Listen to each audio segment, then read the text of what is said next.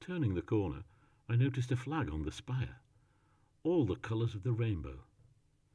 A striped flag, dappled with patches of sunlight, a beacon of joy, a sign that suggested a pot of flowers might be found at the tower's foundations, or the signal to the start of a weekend of camp fun and overdressing. I unfolded my wallet and once again scanned the newspaper clippings that had been caught up with the autograph, arresting the small piece of grey paper against the brown silk with a thumbnail so as not to lose it to the wind. Party Telegram Company requires James Bond impersonator. Call in at McCaw's Joke Emporium, The Pier. Serious applicants only need apply. There was no telephone number. After reading the clipping for the umpteenth time, the idea that I could be Bond was too familiar to be strange, and too exciting to be a real job. I called to a passing traffic warden. "Excuse me, have you heard of a joke shop on the pier?" My question broke her stride, and as the sole of her right foot ground to a gritty halt on the sandy pavement, her misty glasses slipped to the tip of her nose. She was probably mentally calculating how the 9 times table would affect her looming pension, or whether the highways team had laid the new yellow line on Albion Street, so my presence was of a minor importance. "Halfway down the pier on the right-hand side," she pointed, briskly pushing her glasses back up the bridge of her nose. "There, on the right," she gestured again, this time with her pen. "You must be going to see Mr. McCaw," she confidently decided, and feeling like Little Red Riding Hood carrying a big basket of pies, I gave my best answer. "I don't really know. I'm a newbie, just replying to a job vacancy." "Does it involve a uniform?" she inquired. Any bad mood she'd been carrying all morning lifted to a wry smile, and she had an inquisitive sparkle in her eyes. In the same moment, I imagined her as a young debutante, with auburn curls, screaming along to the sound of the Beatles in the Tower's Empire Ballroom. Then the music stopped, and I felt the curiosity in my voice. "Do you know the chap?" "Oh, yes, I certainly do," she said excitedly, almost as though she'd taken her own sentimental journey to a similar place. A crackle of static came from the radio on her hip. "Control to Alpha 3. Control to Alpha 3. Anxiously, she strained and clutched at her belt, but as soon as the radio was against her ear, she regained her composure. Her reply was given in the most officious manner. "Alpha 3 to Control. I'm here. Please wait a moment. I'm giving directions to a lost person." Regaining a more casual accent, she pointed again. "Down the pier on the right-hand side." Then, looking me clear in the eyes, she asked me, "Young man, are you a Christian?" Before I could answer such a big question, she added to it, "Wear this." She pressed a chunk of cold metal into my hand, crossed herself and trotted off. When I opened my hand, it was a silver St. Christopher and chain. I looked up and over the crowds of people and diesel chugging carnival floats, but she was gone. Thinking she must have been a drinker, I hooked the talisman around my neck, and have to admit that I found some comfort in its bumping on my breastbone as I walked into the carnival music. Suddenly, it felt like a holiday. I noticed the seagull on the pavement down to my left, pecking furiously at the wafer cone. I noticed the line of vintage cars on the other side of the road. What I didn't see was the black cab. With one shrivelling put-down, the atmosphere turned toxic. "Idiot!" came the spit-wash from the hastily wound-down window. I didn't move. I'd already stepped back as far as I dare. I soon found the tiny shop. It must have been a listed building, mock Tudor, white with black timber straps that appeared to hold the tiny place together, like the metal belts around a heavy barrel, with its quarry slate roof, single cottage window with the odd bulbous glass pane here and there. It looked as though it had been uprooted from a miniature village in a freak hurricane and deposited on the central pier.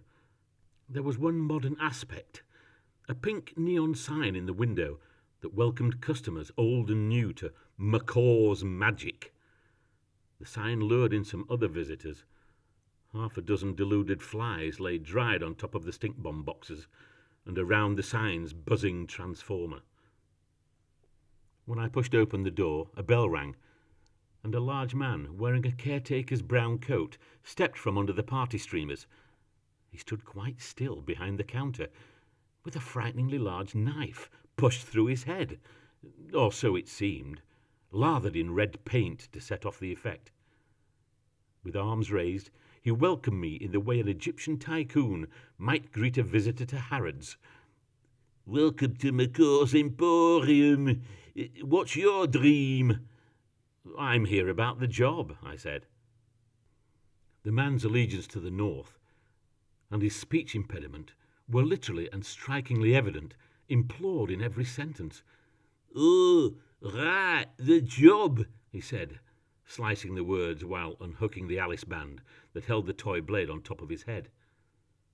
With his eyes still closed, as though waiting for inspiration, he began clicking his fingers.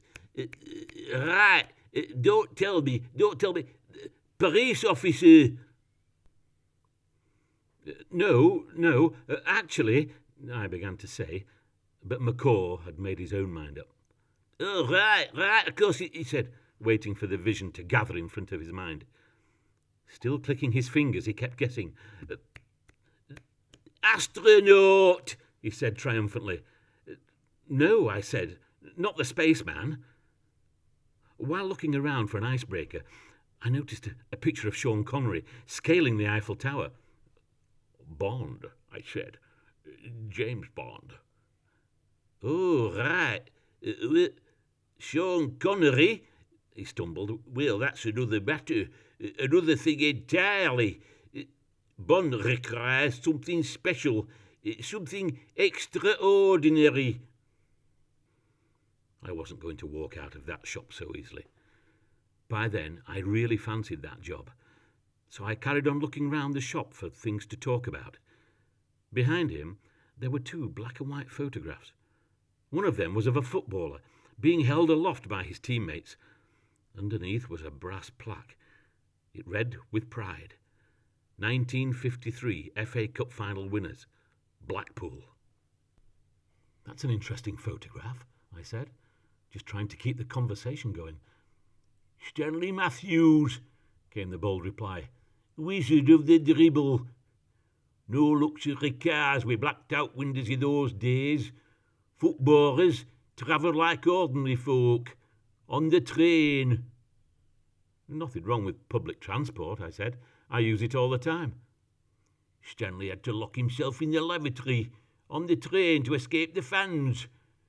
Typical Matthews. Modest, self-effacing, unshowy. The other photograph is my Uncle Tony." "Oh, lovely. What did Uncle Tony do?" "Well, he put a brick in each pocket and walked off the pier." On the wooden floor next to Macaw was a brown paper sack. I noticed the brand name, the Prodigious Indian Fire Starter. He took hold of the bag and walked across to the big wood burner, opened the door, reached into the sack and pulled out a handful of what looked like grey straw. He heaped it into the burner. The flames grew and the fire roared. "There's one thing I like more than one big flame in me fire." "What's that?" I said. "It's 2 big flames in me fire." Macaw thought this was very funny. He paused to see whether he was having any effect on me. While I pulled out my most hearty laugh, he asked me another question straight out of the blue. "Do you believe in reincarnation?" I thought this was an unusual question for the proprietor of a joke shop to be asking. And without thinking too deeply, I just said no. "So you've never read the book then?" he said. "What book is that?" "The Easy Way to Stop Breathing," he said with a chuckle. Macaw was still talking to himself as he reached under the garland of plastic packages and into the window to collect a shriveled blue bottle fly from the top of the transformer. It was quite dead. "Give me your hand, young man." I gravely offered him my hand. outstretched, cold and pasty, and waited for my crispy treat. "Right," he said, and he placed the stiff husk of a fly right in the middle of my hand, and with his eyebrows converged until they almost touched over his nose, and his blue-grey eyes flickering with anticipation, he cupped a warm hand over mine. With the other hand, he reached slowly over to the glass counter behind him, and with a fingertip collected a single drop of water from the bucket of a plastic garden gnome who stood waiting by a dancing daffodil, blushing in the shadow of a dusty telephone directory. Macaw sprinkled some imaginary dust over the back of my hand and whispered his special words. "The wind blows wherever it pleases. You hear its sound, but you cannot tell where it comes from. No one can. And no one can enter the magic kingdom unless they're born of the water." And with that, he let the glistening droplet of water touch the wings of the parched fly.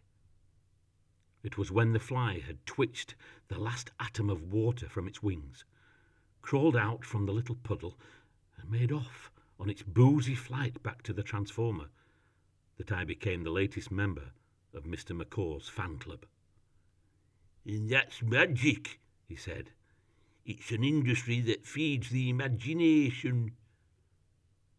Mr. Macaw was now seated, his elbows pressed on the glass surface of the counter, looking up at me from under his military eyebrows, which were still in conflict with his shiny head, being dyed black, shaped and clipped with precision, waiting for the second wave. "Right then, what can you do?" Before I could answer, Macaw swiftly procured a white card from beneath the counter and handed it to me. "Right, here you go, young man. Read this. And put your shoulders back, for God's sake. Think of Queen and country, and read it to the mirror." I cleared my throat and began to read. "My name's Bond, James Bond." As I talked, Macaw came from behind the counter and completed a full circle of me while stroking his chin. He lifted a section of the counter, and as I followed him through to the back of the shop, I couldn't help but notice what appeared to be a real NASA spacesuit hanging limply from the wall as we passed. The helmet was bowed, and the fingertips of the gloves touched, as though the suit was in prayer. I lowered my head to walk under the archway, taking one large step into Macaw's inner sanctum. As we took more careful steps down the iron spiral staircase, Macaw carried on in the same determined tone, and I came to realize that the apron string that he had led me around the shop with was fast becoming an umbilical cord. The basement area of the joke shop was much bigger than the upstairs, and with the clothes hanging everywhere, it resembled a large-scale East End dry cleaners. There was the distinct whiff of a West End charity shop, and a tall male mannequin wearing a blue trilby, purple scarf, and nothing else. One cold, stiff finger pointed obligingly to a Forest Glade air freshener plugged into the sea wall. Macaw had a helper by the name of Hishio Yamamoto Fujida Saki. He called him Bruce for short, and when he clapped his hands twice, Bruce appeared. "Bruce, we've got a new recruit!" A small man popped up from behind the clothing rails. His face was flat like a boxer's. His nose had been busted a few times, and with little form to his lower jaw, it was a face that looked way too big for its head. His white, grubby vest hung slackly around his skinny waist. He might have looked threatening if he hadn't been so thin. Nothing like the slick and nimble Bruce from the Kung Fu movies. More like a Bruce that had just completed a tour of duty, foxholing in your back garden. Macaw gave me an introduction, while Bruce just carried on with his sewing. "I recognised him as one of the cockle-picking migrants. He were hanging around outside the shop. Said he wanted to buy some poppers. Had all the right money. A terrible cough and masking tape all over his fingers. Said he was having a blinding flashes. Probably too much time spent in the sun. What I mean is, this guy was in bad shape. When I looked at the little fella, with his jellied eel eyes, he looked like some Baptist heretic. The bones of his face stood out, and he was breathing like a boxer dog, as he went sowing away like a demon, talking to himself in cadences that sounded like sentences, but meant nothing at all, just mixed up words that slowly revealed themselves as constant stream of gibberish. He still gets flashes if I put him too close to the window, McCaw whispered. The court ordered that the General Hospital run a battery of tests on him to see if he was fully charged, mentally. Standing right by the notice board, I began to read a story clipped from the Blackpool Gazette. As I did, I noticed the picture. It was Bruce. The man, who was thought to be one of the migrant cockle pickers, couldn't give a name. The clipping went on to say that poor Bruce had been arrested on Friday night after being spotted walking nude over the roller coaster. Police had taken him to the local hospital for examination before placing in jail for his own safety. It seemed that when the arresting officer had opened Bruce's spy hole at 7 a.m. the following morning, he appeared to be pulling out his own eyeballs with a plastic spoon. It must have been a shock for the keeper of the zoological gardens. One Morris Hunter had been sitting down to his supper when he noticed the state Bruce was in. He tried to wheel him out of the main gates in a shopping trolley.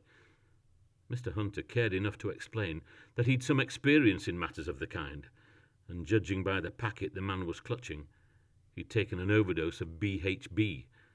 Police reported that the product was in fact a bull tranquilizer and not sold for human consumption. One tiny taste of that shit would turn any normal man into something out of a goddamn medical encyclopedia. And here he was, being flogged to death in a basement sweatshop in Blackpool. I thought it was abnormal, unfair as a matter of fact. Of course, I instantly felt sorry for him and began thinking about taking him with me. When I looked at him again, he seemed convinced from time to time that he was being attacked by flies, and would suddenly become paralysed by a combination of lassitude and indecision. Gripping my attention with bursts of acceleration and changes in line on the sewing machine, as he fired along the material, cut for pink cap-sleeved T-shirts he was making in readiness for the weekend celebrations, until he had a vision. A little wriggle somewhere, a frisson ran through him, and his machine jammed. That's when I saw it for the first time. I can't say that mine would ever be an expert eye for ballet boys, but it was so simple, as though nature wanted him to point his toes that way. I can still hear the sharp intake of breath when McCaw winced as he sailed through the air, like nothing was easier than the impossible. I'd never seen anything like it before. He took long run-ups from the storeroom, floating in and out of the door like a spoilt child, jabbering away to himself in ancient Chinese. The climax of his art was a gravity-defying jump by the bins. Nothing like a pouncing prince this time. The signal was a solid chest thump, a wink like Spartacus, and he took off. With such amazing girdle strength, his cheeks tightly gripped the seat of his pants. Me and McCaw stood there flabbergasted, just as though he were flying. He stayed up there for several seconds, and then came down like a miracle, very, very softly, like Bambi clearing a hedge of snow. It was in those precious moments that I realized I was witnessing a comic hero being born, a character to match any dazzle dancer. After the routine, I could tell that Bruce and his tiny, weak frame had been shaken by all the leaps and pirouettes. He tried to work out what was left of all the pent-up aggression by dropping decisively down on all fours, spreading his arms and feet, raising his backside high in the air, and going into a kind of downward-facing dog yoga pose, and then holding it for as long as he could. He must have been perfecting it for ages, though I'm sure ballet manuals would recommend that the move is best achieved without a fag gripped between the teeth. Looking up through his spread legs, he seemed surprised to see me, while I just wondered which end to congratulate. After a short athletic swagger back to his bench, he picked up a half-finished T-shirt and carried on sewing. McCaw plucked a suit from the nearest rail. "Bruce, we've got a job to do, and when we've got a job to do, how do we do it?" McCaw's words were like a red rag to a bull. Bruce was at his side in a flash. "We do that job very well, Mr. McCaw. Fairway D." He performed a half bow where he stood, and in his black plimsolls slid the full length of the clothing aisle to collect his white gloves. After nimbly and carefully pulling them on, he slid the full length back to collect the jacket. McCaw ushered me into his control room, which was nothing more than 4 breeze-block walls and a plywood roof in the corner of the basement. Come through, he said. "Stand here and relax." He produced a small, round, silver compact from his coat pocket, pulled out a length of measuring tape, and began to measure across my chest. As we talked, he began to reveal some more about Bruce's history. His mother tried to abort him. Having survived the chopsticks, he must have felt vulnerable wandering the streets of his hometown.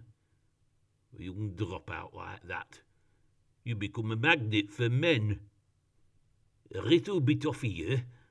He pressed the tape into the back of my shoulders. And a little bit off here.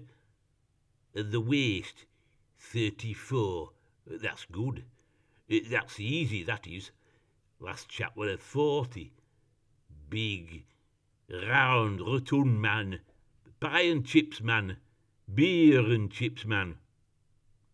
After writing everything in his book, McCaw collected his measure from beside my feet, stood up and looked me in the eye. With his eyebrows almost touching mine, he gave me his verdict. "Your legs are a bit thin," he whispered. Then he was back to his usual loud self. "How unprofessional of me. You could be anybody. I didn't ask your name." I was tempted to break into my best Sean Connery impression, but respect for my new employer kept me in line. "Sol," I said. "Sol Liddon." McCaw tucked his notebook back into his pocket and began to sing in a contrived baritone voice. "'Cause I did what I did for Marie. Those young women shouldn't be a problem once you're fully bonded." They say that fame has a way of arresting social skills at whatever stage it strikes. So I didn't make a reply. It was too late anyway. He was already heading back to Bruce, who I could see through the only window in the basement, thrashing around in plastic tubs, like a rat going through the bins. I just sat in that pale green room and practiced sitting still for as long as I could, like a child waiting for his birthday gift, basking in his luckiness. Alone in the control room, I could hear the buzz of sewing machines. Bruce and McCaw busy behind the rails of clothes in the foxholes, doing whatever they do best behind enemy lines. After a few minutes, I heard the fuzz of radio static coming from the wooden workbench behind me, and next to a black and white TV monitor was a Tandy CB radio that looked like it belonged to a radio company. "PC Reynolds to Alpha 1. I can confirm I have a positive ID. Repeat, positive ID. Request further instructions. Over." Then silence. "Mr. McCaw, are you there?" came the voice again. "This is an emergency." "It's just that Leslie's a bloke, Mr. McCaw. Shall I still do the thing with the tassels?" I suddenly felt flushed with duty, but resisted the temptation to shout macaw. I just sank back into his big red leather tub chair, swivelling, waiting. After about half an hour, I got really bored and opened a drawer. Inside, I spotted something really interesting. It was a small photograph of Elvis, autographed by the King himself, and 2 tickets for the '68 comeback show. I couldn't help myself. I took them and pressed them next to the Adolf Hitler and Winston Churchill photocopies in my autograph wallet. It was precisely 6 o'clock when Macaw reappeared at the door, with the neatly pressed suit on a silky blue hanger. "It's ready," he said proudly. I didn't waste any time trying on the suit, while he watched intently from the doorway. I could hear him talking, but I was so fascinated with shoveling handfuls of shirt into the waistband of the new trousers. I couldn't grasp what he was saying. Then he began shouting instructions from his spot, and I was suddenly hedged in by a barrage of instructions. "Chin up, chest out, Lyddon, turn about, step out of the office." With strong words, chased and chiselled for the ears of every squaddy who'd ever been on his parade ground, he guided me round the floor. "And into the hallway, and right turn. Oh, lovely boy, lovely boy." Bruce met us with a salute outside the door, his eyes wide with admiration. "Ah, God bless you, Mr. Whiddon," he said, his face doubled its natural length with surprise. With an outstretched arm and nicotine-stained fingers, he pointed to me. "You look like Diamond Up Forever, Mr. Whiddon." With a dirty bandaged thumb, he began pointing to his own chest. "And I got finger, Mr. Whiddon, I got finger." "Right," said Macaw, handing me a silver envelope. "The mission, the job, the instructions are, take this envelope up to the tower. It's the turning on the lights tonight, and we have a special guest in Blackpool. You should take this envelope to the event management trailer at the side of the tower. Big white trailer on the right, you can't miss it. And when you arrive, just show him the envelope. One of the team will point in the right direction. And make sure you hand over the envelope in person. You don't need to get bogged down with the message. Just deliver it. It's for a lovely young lady. She's expecting you. Remember these instructions, Lyddon." "Who's expecting me, Mr. Macaw? And what about the insurance and travel expenses, that kind of thing?" "We can discuss that when you get back, Lyddon. Off you go, chop chop. You're booked in for 8:45 precisely, and take this. Only use it if you have to, though." Macaw handed me a walkie-talkie handset. I clipped it to my belt. "What about money?" I shouted desperately. "Money? Money? Let me tell you something about money," he shouted back. "Stanley Matthews' father entered him into a 100-yard race when he was 6. He came first in the under-15 category. His dad put a $5 on him and won the bet. And you know what Stanley got out of it?" "No," I said, "I don't." "A goldfish. Now, you run off up that pier and get some work done." It was getting dark, and it was cold and wet on the pier. People were beginning their holiday. A couple walked arm in arm, looking out over the sea on a windy September evening, their only responsibility being to have a good time. I lit up a cigarette, taking 2 matches to catch the flame of the phosphorus, and noticed that the female of the couple was practically a giantess. A handsome woman who wasn't particularly well dressed for the time of year. Under her slack, buttoned red overcoat, she wore a shiny, black plastic basque, and matching high, thigh-length boots with pink fur trim. Her bleached blonde hair was the texture of roofing insulation. When she turned, she winked at me. Then I noticed the beard, well cultivated, with a shocking red lipstick centre. Chin up, chest out, were the instructions that sprung to mind as I bounded up the pier, the tarmac feeling as though it was being pulled southward from under my feet. I ran up the steps at the top of the pier, past the Victorian photography kiosk, past Antonio, the ruddy-cheeked ice cream man, or the cardboard cutout of ruddy Antonio. The real Antonio probably safely retired to a golfing complex somewhere in Italy. I continued on my mission, to meet this nameless celebrity, thinking that every mother should tell their daughters that the lesser-travelled escape route from a drab life should include meeting James Bond. But celebrities don't date civilians, and the magic kingdom of celebrity is full of beautiful couples. I've seen it time and time again on television. I was prepared to meet a celebrity. I didn't know whether they were fully prepared to meet me, unable to hold down a real-life relationship, or job for that matter, and quite likely suffering from a high-functioning mental illness, but a fellow entertainer all the same. At least I didn't have to worry about a chat-up line. You could call it curiosity. On Her Majesty's service, it would have been high treason. I peeled open the envelope and read the message inside. It was from Harper Management. I tried to reach you at the hotel, but you had already left for the tower. I'm sorry to tell you by telegram. It was a last resort. I think you already guessed by our telephone conversation, but... This was no birthday message. This was a blowout. It was a, sorry I won't be coming to the prom after all. I finally had to admit it. Blackpool was the worst place in the world. Freezing cold and full of cross-dressers, including me. Astral design had stranded me in Stupid Town on the eve of the rainbow weekend of stupidity. It was the only job I could do, and I hadn't read the small print. I was having serious doubts about my place in show business.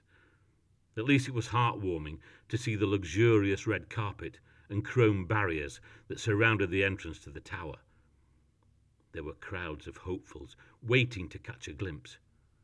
The press were jostling for position, testing their cameras, soaking the red carpet with white light. I soon spotted the trailer and waved the golden envelope above my head to catch the attention of the security men who were stood frozen at the entrance. The Arctic reception I'd expected melted into a parting of the waves, and before I could speak, the velvet rope was unclipped. The door was opened, and I was inside the trailer, being met by a woman who looked like a circus ringmaster. "Hello, darling. Nice to see you. Come in. Is that for me?" she asked, looking at the envelope. There was a faint crackle of interference from the radio handset inside my jacket, but I didn't speak. I just handed over the goods, totally starstruck, swimming in guilt, waiting for the message to meet its innocent mark. "Is it from my agent?" she asked, hastily pulling apart the envelope. Whilst regarding the card closely, she mouthed out the last few words in silent disbelief. I tried to distract myself, listening to the comedian warming up the anxious crowd outside. After folding the card and slipping it back inside its envelope, there was a pause for a deep breath, and then she spoke. "What's your name?" she asked. "Sol." I just said Sol. "Well, Sol," she said, "I was expecting Sean Connery. I guess he couldn't make it, but you look perfect to me. Will you walk me to the stage? Will you be okay with that? Sol? Are you okay?"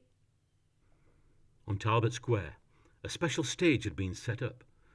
A jazz orchestra struck up the Goldfinger intro, and a man called Stan called her up on the stage. "Ladies and gentlemen, the lady you've all been waiting for. Please put your hands together for the one and only Miss Shirley Bassey." Miss Bassey pushed a massive plug into a socket, and Blackpool Tower came alive with light. Back outside the shop, I asked Bruce why he'd tried to kill the gypsy. He smiled at me with the graveyard grin I was coming to know so well, and made a sound halfway between a grunt and a snarl. Wailing like an Indian squaw, he bent his knees and dropped closer to the ground. With arm and outstretched finger, he spoke in the voice of a Bangkok ladyboy. "Wake off fronting your enemy. Be sure you use Buddha finger, Mr. Ridden, and you will defeat him, whatever he tried to do." He came over all menacing, carefully closing one hand around his crotch, whilst wiggling his bandaged finger in front of my face. Wincing, he took a long draw on his roll-up. A carnation lay limp and lifeless on the lapel of a torn black suit.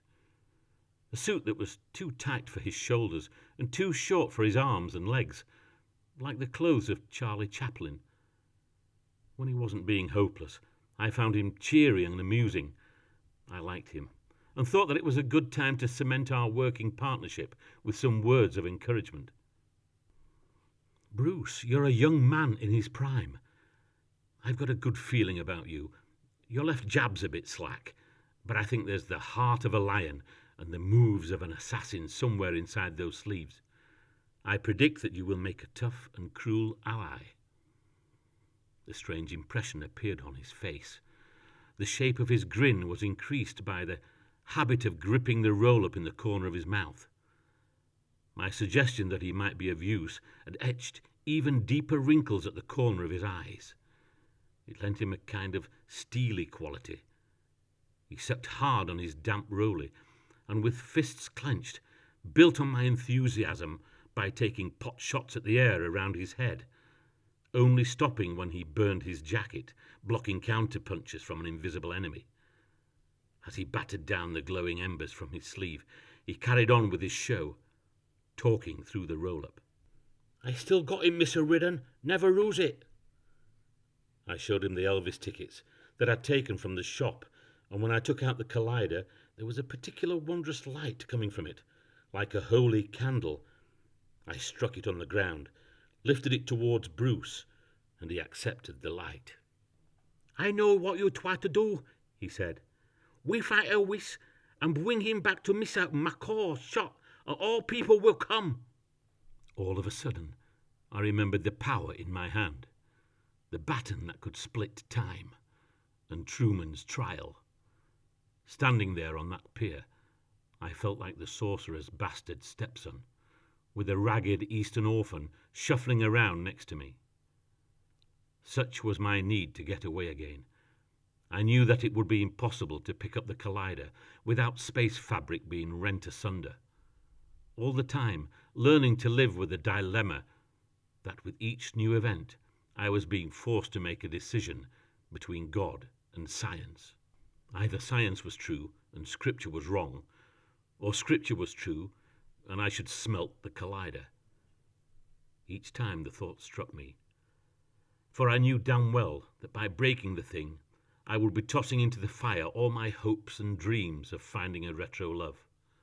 Something real, something born in the past. When the psychological moment came, I fed in the autograph and waited for it to modulate. With the collider buzzing and crackling in my hand, I stepped forward, lunged at the air in front of me, and with a single downward blow, tore a hole through time. The crowd at the end of the pier watched us wheeling into nothingness. There was no turbid dust cloud or crackling plasma ball to see us off, just the familiar falling sensation and the fear of God.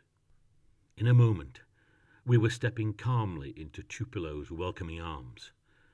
White light maimed, well below hip and probably more tragic comic than superhero.